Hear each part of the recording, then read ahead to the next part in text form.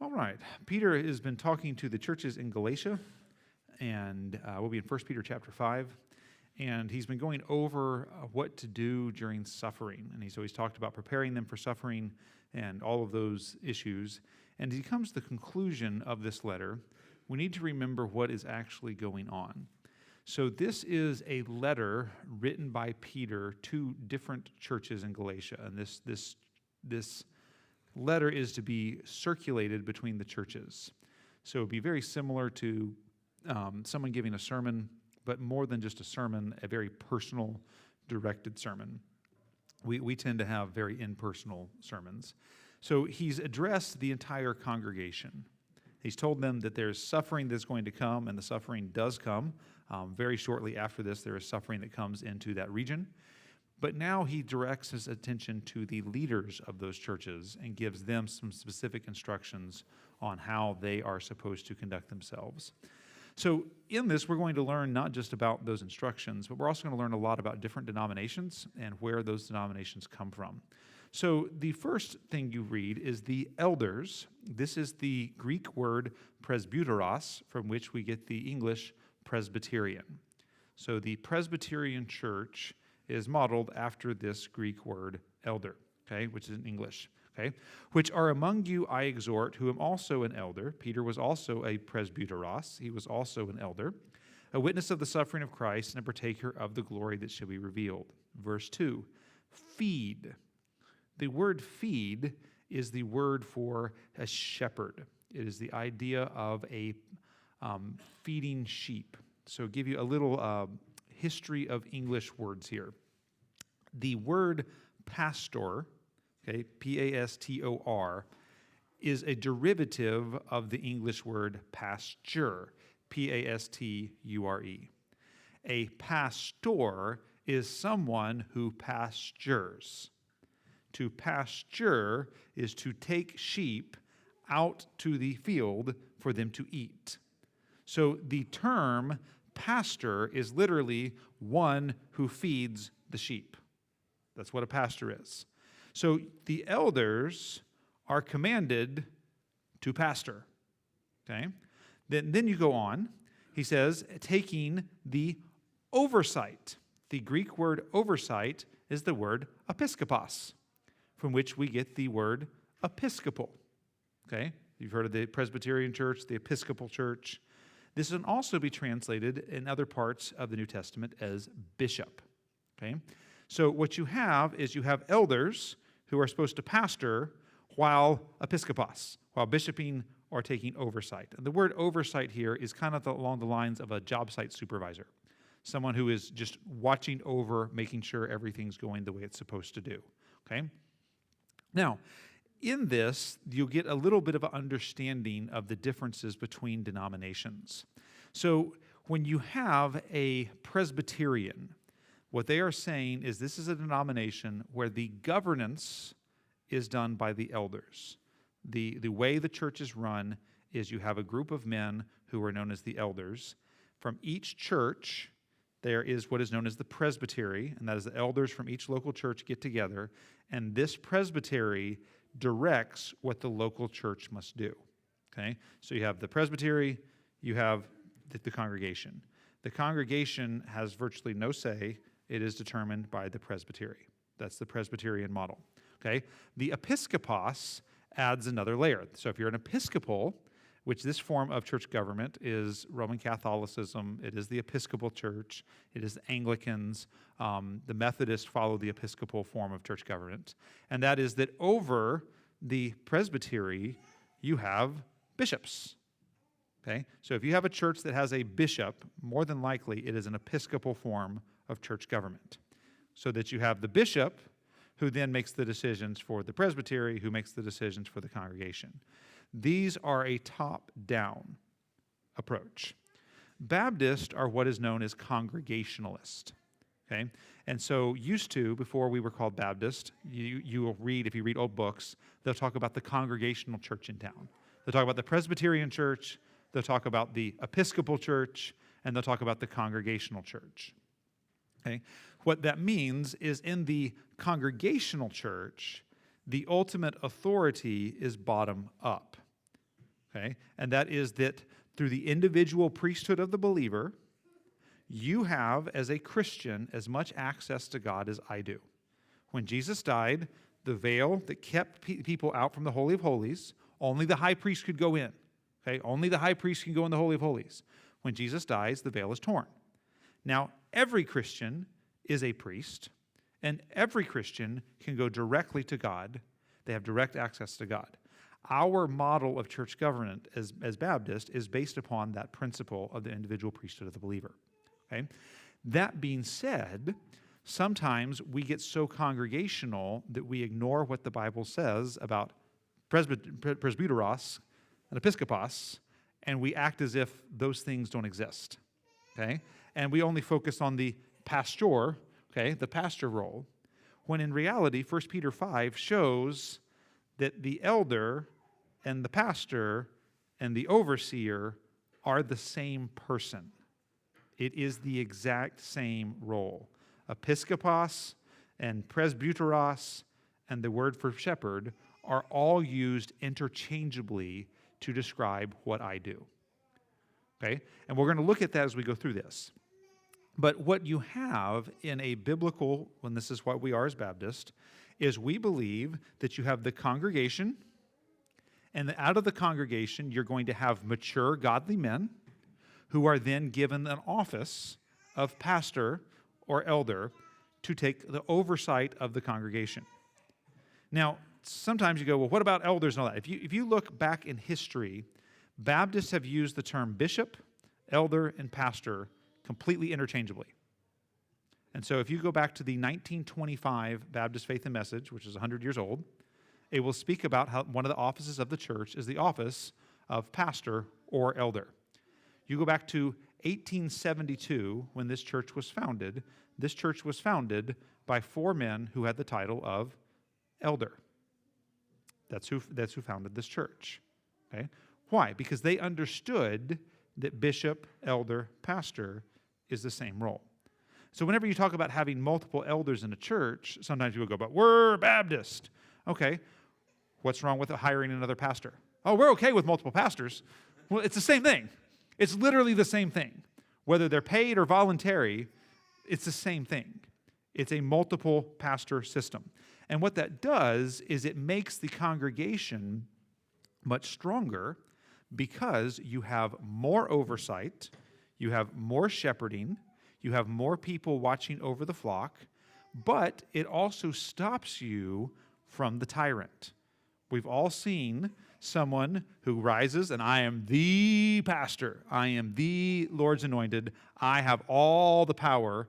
Well, when you have a biblical model, that is distributed among several godly men within the congregation. Okay? So with that in mind, that kind of history lesson on where denominations come from, which is so much of its church structure, let's look at what he tells elders to do. Okay? The elders which are among you, I exhort, whom also an elder. Peter was an elder at the church in Jerusalem.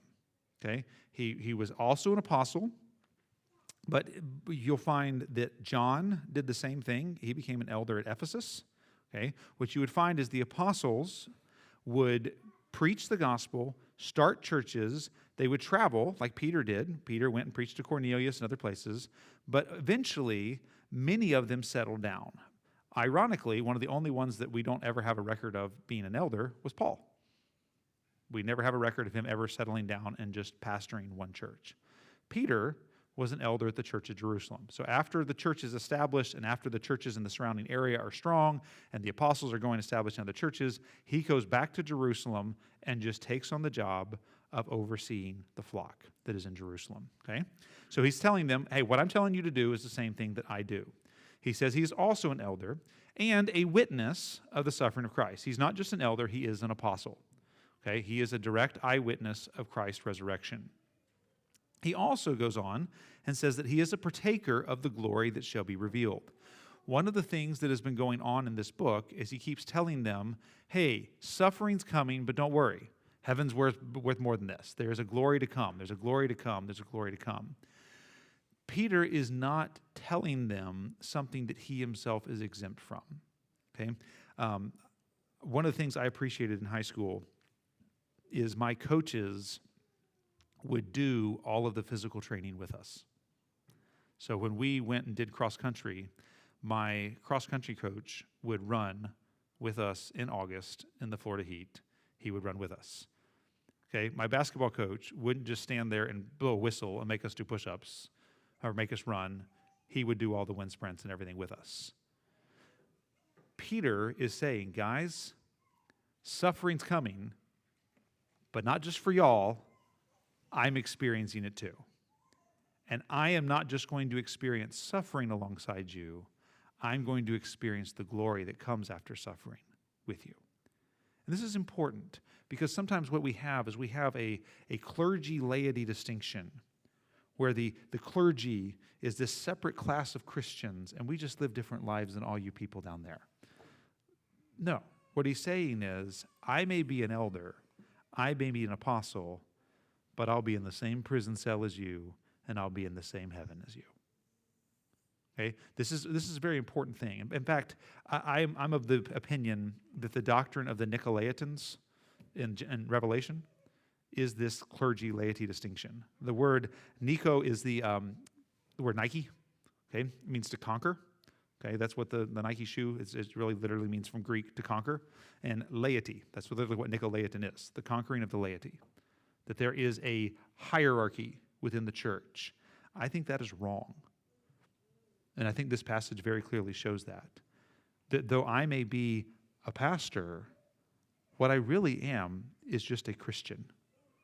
And when you get to heaven, yes, we have the 24 elders, and I can't explain that to you, but it's not like there's this inner circle of all the pastors, and then way out the very back boonies of heaven is everybody else.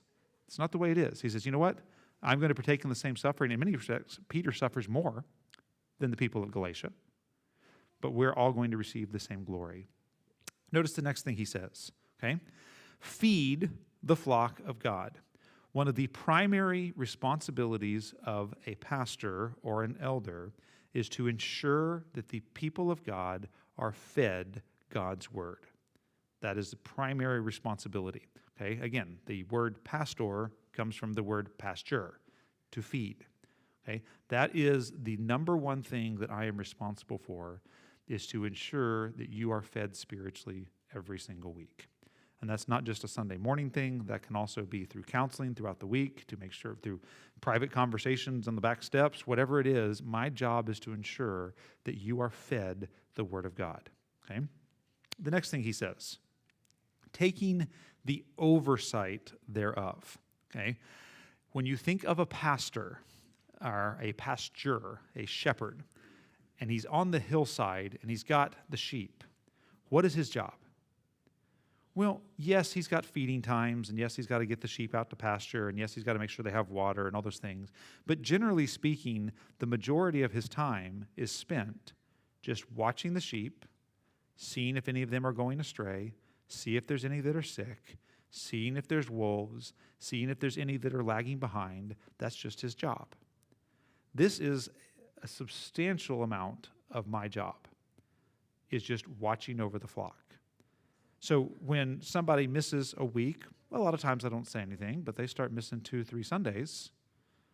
That's my job, to know where they are, because they're a sheep. They're mine. I answer to God for them. Okay? And yeah, that's like watching little kids on the playground. Sometimes a kid goes around the backside of the slide and you don't see him for 2 minutes, and that's okay. But if you haven't seen the kid in 20 minutes, you're not doing a good job. You need to keep track of the sheep. And this is part of why the multiple elder model is such a good model for the local church.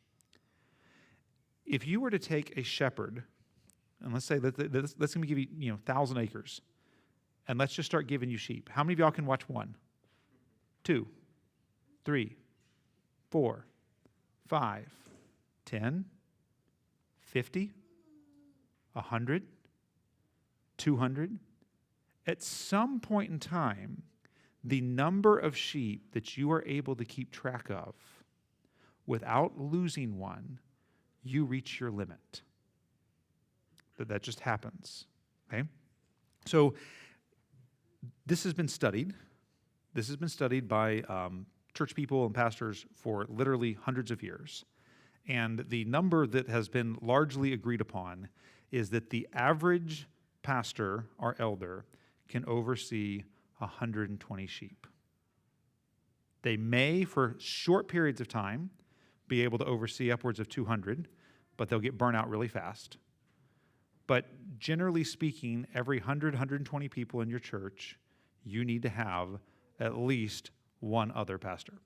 That's just and again, this is bare minimum, okay? There should be more than that.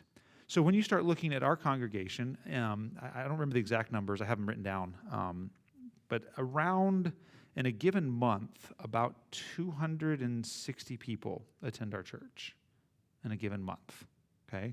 If you do members and children, it's 160, okay? So if I'm going to do my job well, it is impossible. Because even if I'm the best pastor that's ever lived and the highest achieving pastor that's ever lived, there is no way I can keep track of that many people. It's just physically impossible. Okay? And you say, well, you know, just knowing where they are. Well, that's one thing. But it's not just knowing where they are physically, it's knowing where they are spiritually. So, you know, I once one time had a meeting, so I went through my phone, and I just texted 100 different people about every week. And that's just texting. That's not phone calls. That's not in person. That's not going to lunch. That's just, hey, how are you doing? Hey, missed you at church. Hey, you know, how can I pray for you? Hey, just checking on so-and-so. Hey, you know, I haven't talked to you in a while. How's things going with your marriage? And so you begin to see, if you're going to have, remember Jesus, if a shepherd has 100 sheep and one goes astray, he leaves the 99 and goes after the one. If you're going to have that type of pastor, you have to have multiple, and the bigger your congregation gets, the more pastors, the more elders that you need, if you're going to truly care for the souls of people. If what you're looking for is a performance where you just show up and hear a sermon, well, one guy can largely do that. But if you actually want a pastor, you want an elder, you want an overseer, you have to have multiple men who are willing and able to do that. And so you can have where you hire staff, or you can have where you have volunteers within the congregation. But what you need is multiple. Right? And even if you have 50 sheep, 2 eyes are better than one. Can you imagine, like the scripture talks about how Paul talks about the churches as if he is their father. Okay, I have 10 children, and with me and my wife trying to watch over 10 children in our own home, it can be difficult. Can you imagine having 50 children by yourself that all lived in different houses? Like, you're not going to be the parent that you could be. And so when we begin to talk about how do we have a strong church, how do we have a church where people are walking with the Lord, where people don't fall through the cracks, you have to have multiple men watching over the flock. You see, this has happened here before. Most of you sit in the same seat every Sunday, but occasionally you'll switch seats. And I'm a creature of habit too. And if you switch seats, a lot of times I'll think that you weren't in church. And so I've reached out to people, like, I missed you in church this morning. They're like, Pastor, I was there. Like, I was literally like 3 feet in front of you. But you were sitting somewhere else. Okay? Sometimes somebody will be sick and they'll have their kids over in the fellowship hall. And I won't know that they were at church. And I've texted people, hey, I've missed you at church. Oh, Pastor, I've been there every Sunday. So what you need is you need multiple people. And what you need more than just elders is you also need people in the congregation to say, hey, they always sit behind me. They weren't behind me this week. Hey, I missed you.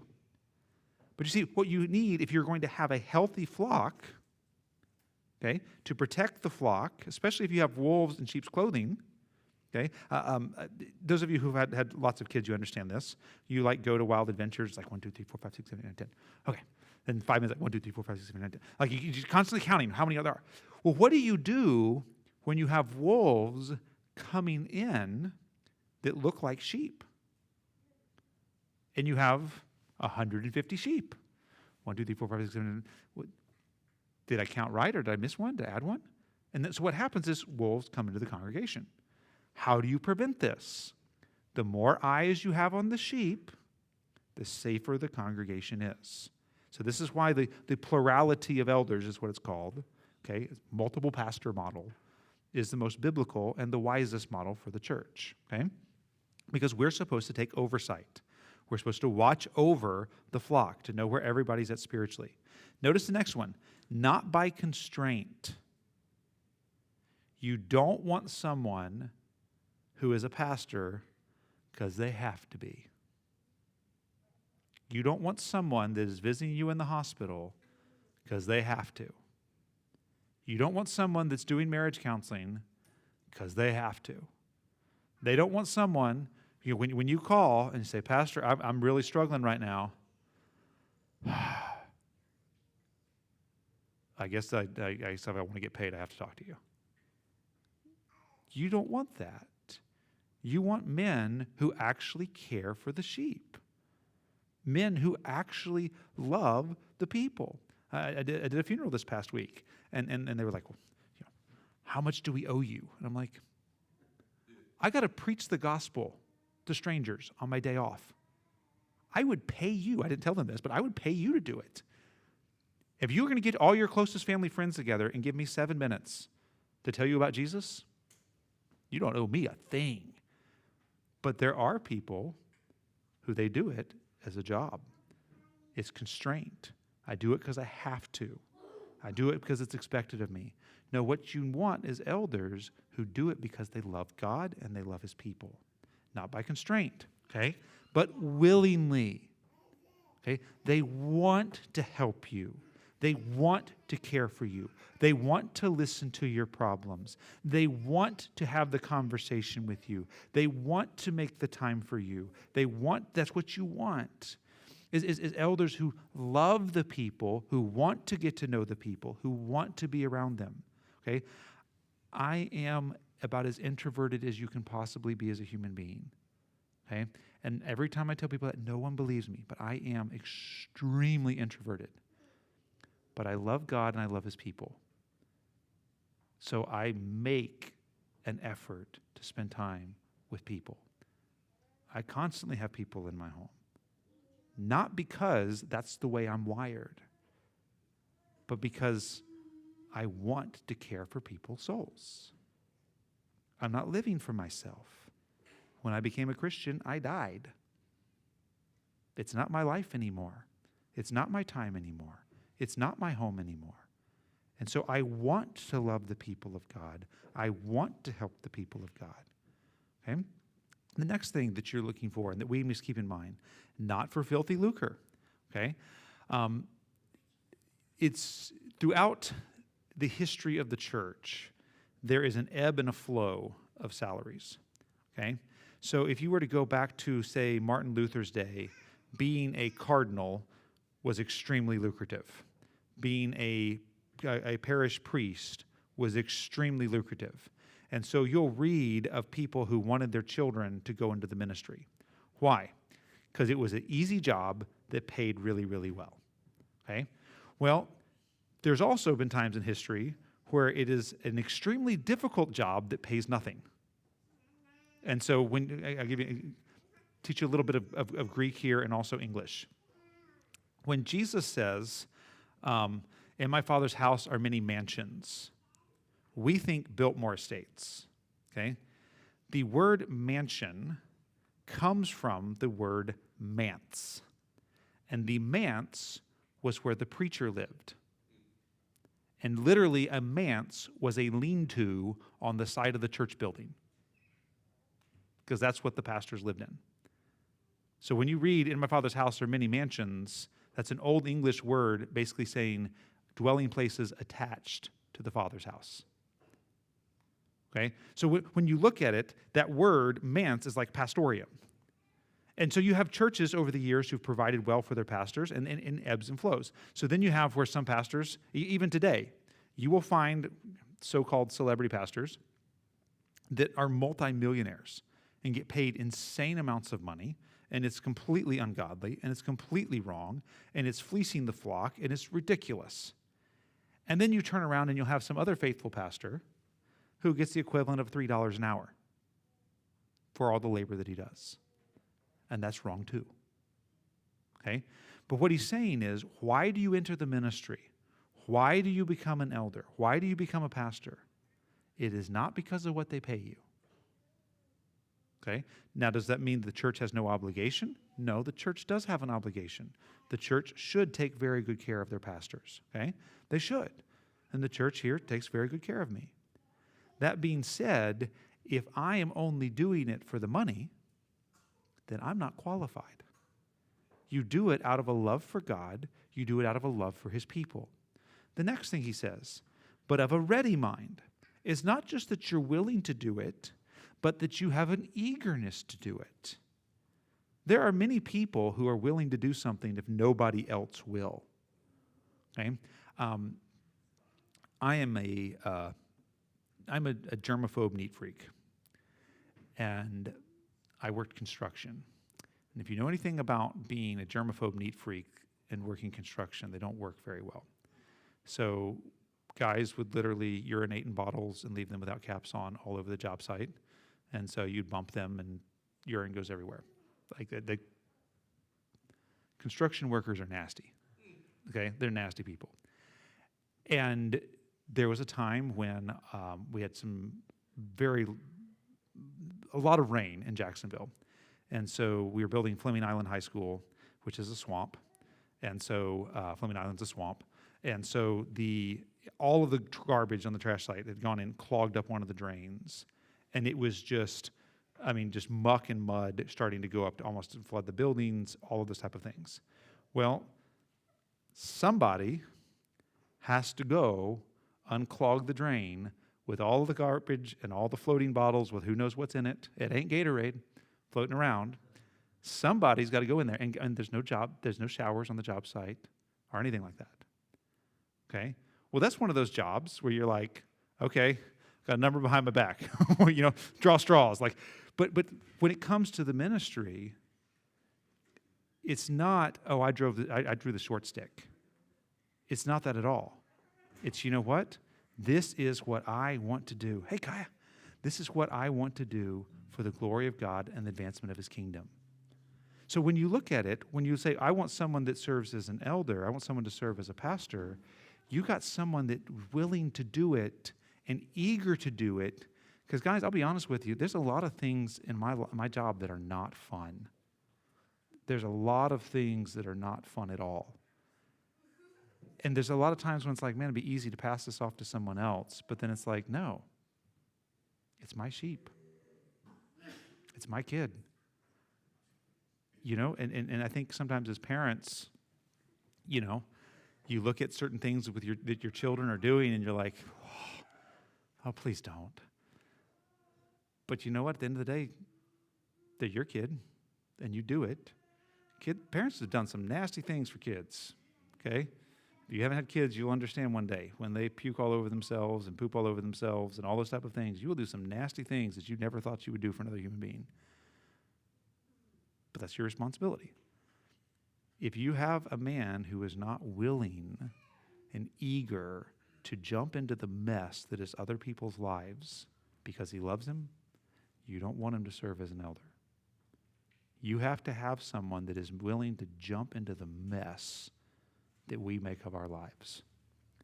Okay? So when you look for elders, that's what you're looking for. You're looking for someone who's willing to do that. Okay? The next, he says, is neither as being lords over God's heritage. This is extremely, extremely important. The word here is overruling. You do not want power-hungry people as pastors or elders. Why? Because they will become dictators. You want servants. You want people who love the sheep.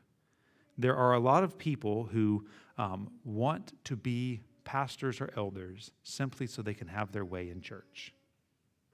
If that's your attitude, you shouldn't serve as an elder. If you think you know more than everybody else, and you think you're smarter than everybody else, and more spiritual than everybody else, and you want some title or position so that you can have your way, you are not qualified. This is not, well, I'm going to get the sheep so I can beat the sheep and do whatever I want to with the sheep. No, you serve. You do it because you love the chief shepherd, you love his sheep, you love his church. Okay? The next thing we have, but being examples to the flock. One of the great ways that an elder or a pastor leads the congregation is by example. We've talked about this a lot as it relates to parenting over the last couple of weeks, but telling your kids, do as I say, not as I do, doesn't work very well. But there's a lot of pastors who live that way. Y'all need to go share the gospel with your neighbors while I don't. Y'all need to do all these things so I don't have to. Y'all need to show up on a work day, and y'all need to fix up the parsonage, and y'all need to fix up the buildings while I sleep in. That doesn't work.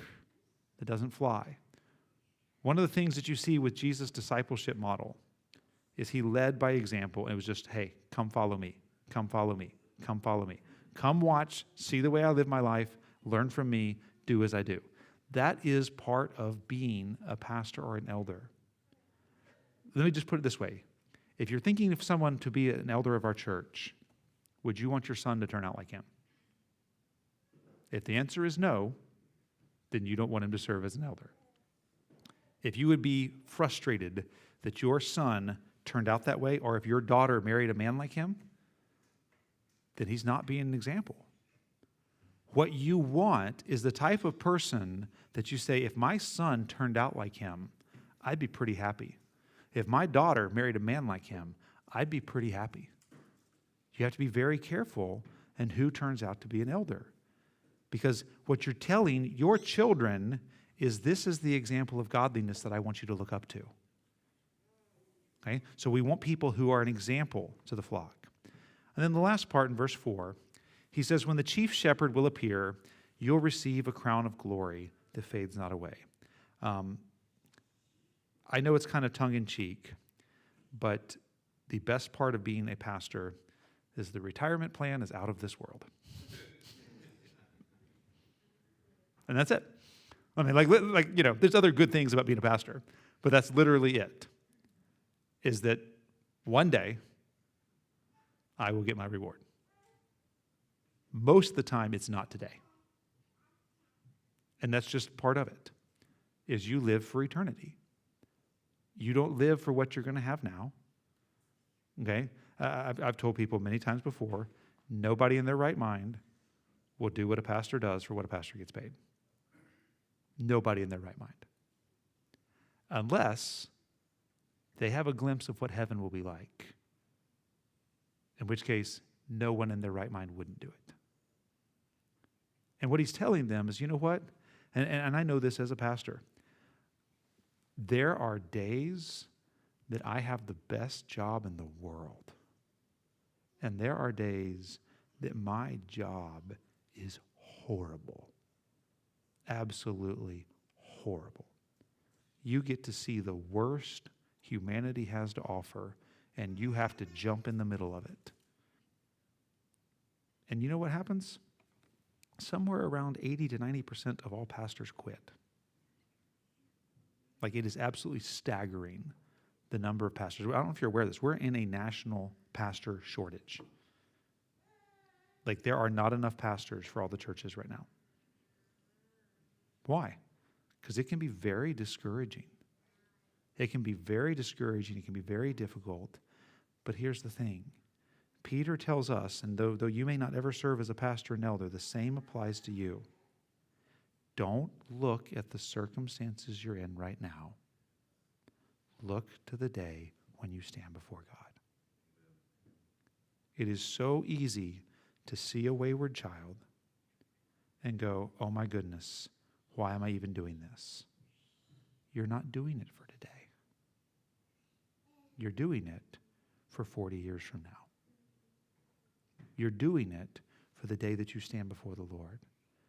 It's hard when you think of all of the things that you would rather be doing than having this conversation with this person, doing this right here. And it's very easy to just go, man, why am I even doing this? And this is where he turns the eyes of the elders. Can you imagine going to jail, and while you're in jail, your church falling apart? Can you imagine not going to jail, but watching all of your church members be taken off to jail, their marriages falling apart, their kids wandering away because there's no dads, and you're running around like a chicken with your head cut off trying to hold it all together? Can you imagine how discouraging that would be, how exhausting that would be? He says, guys, you're not doing this because of earthly rewards. You're doing this because you're going to stand before Jesus Christ. And guys, that is my motivation. You know, people have asked me sometimes, like, why do I care so much about our membership? Because I'm going to give an account. So somebody asked me one time, how do you know all the kids in the church name? Like, because God's going to ask me about the state of their soul someday? Like, it's pretty important to know who they are if you answer to God for them. But you see, that's the focus that we have to keep. If you're expecting for all of life to just turn into happiness today, you are going to quit. You're in this for the long haul. I'm in this for the long haul. This is what we have to keep our focus on, is not what happens today, but what happens on the day when Jesus Christ returns. All right. Any questions or comments on this? Pretty self-explanatory passage. All right. Well, on that note, if you know of a man in our congregation that you think would make a great elder, let me know. We need and will always need more eyes on the sheep. And the more eyes we have on the sheep, the better and healthier our flock will be. I'll close with this. When I was a kid, I've only been to Disney World one time. I have no desire to go. But I went as a kid. And this is back when we had 5 kids. My parents had 5 kids. And they took us to Disney World with my grandmother and my grandfather and my grandma and my mom and my dad. Every child was assigned to an adult because they weren't losing any kids in that park. Okay? I think that's a pretty good idea. The more eyes we have on the sheep at Antioch so that we don't lose one, the better our flock will be. And the more men who are willing to step up and keep eyes on the flock of God, the healthier our flock will be. So let's pray to that end. Let's ask the Lord to move to that end, to raise up men who will take oversight of his flock. All right.